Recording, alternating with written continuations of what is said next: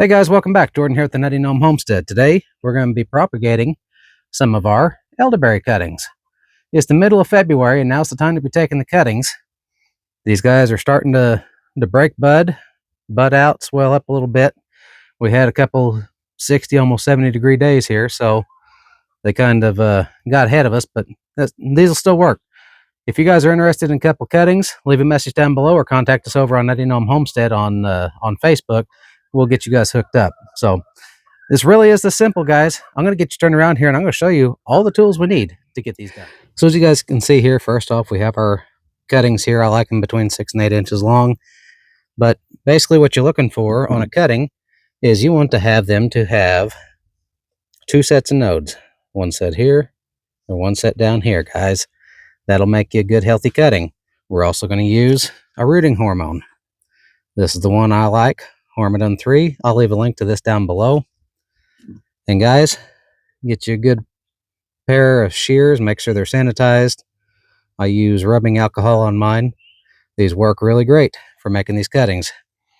So as you guys can see here, on our cutting, we cut the bottom at a 45-degree angle and the top is flat. And that's way so we know which end to put into our substrate that we're going to be using to propagate.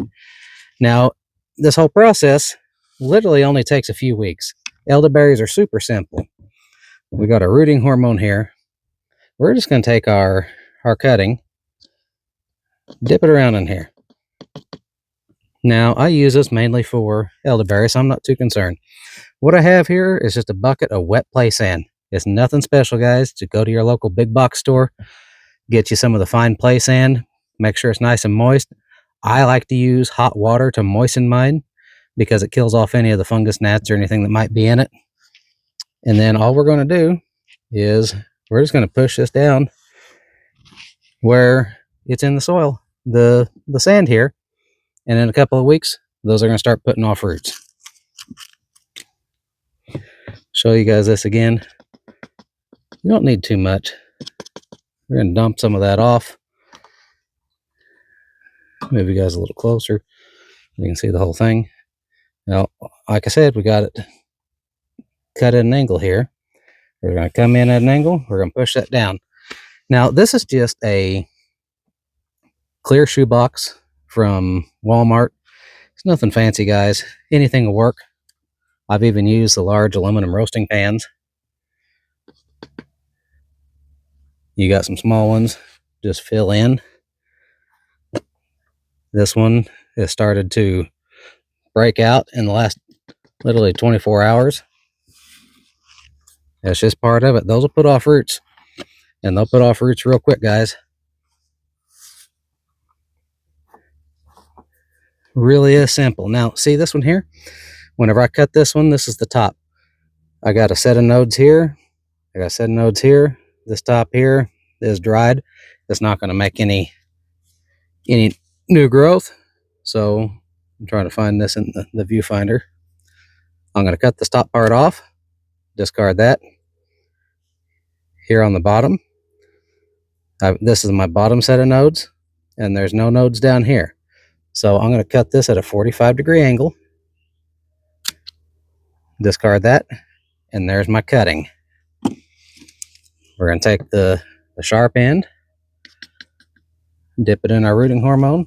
We're going to stick it down in our moist play sand.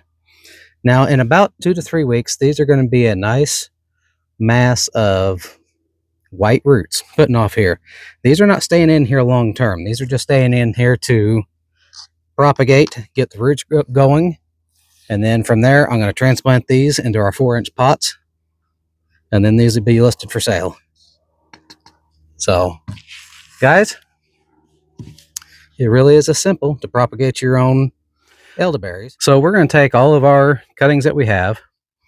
We're going to get them put in our rooting hormone. We're going to get them set in our moist play sand.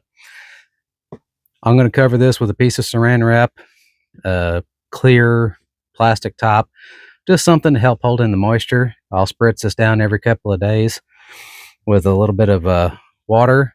If you see a little mold growth on here, you can use a little diluted peroxide. Works pretty good at killing off any of the mold. But guys, This is how we propagate our elderberries here on the farm. We make elderberry syrup, we make elderberry wine, elderberry gummies. They're great for having around. Immune boost. Highly recommend everybody having some elderberries. So if you guys have any questions or comments about propagating elderberries or propagating any other plant, leave a message down below or contact us over on Nutty Gnome Homestead on Facebook. And like I said, if you're interested in any kind of cuttings, we got several of these available. They're really healthy. These are native elderberries, black elderberries. These are the ones that we make our wine and syrup and gummies out of. So hit us up. We'll hook you guys up. So till next time, get out there, get propagating. I got a lot more to do today. I'm going to try to put in about 500-600 of these. So y'all stay safe.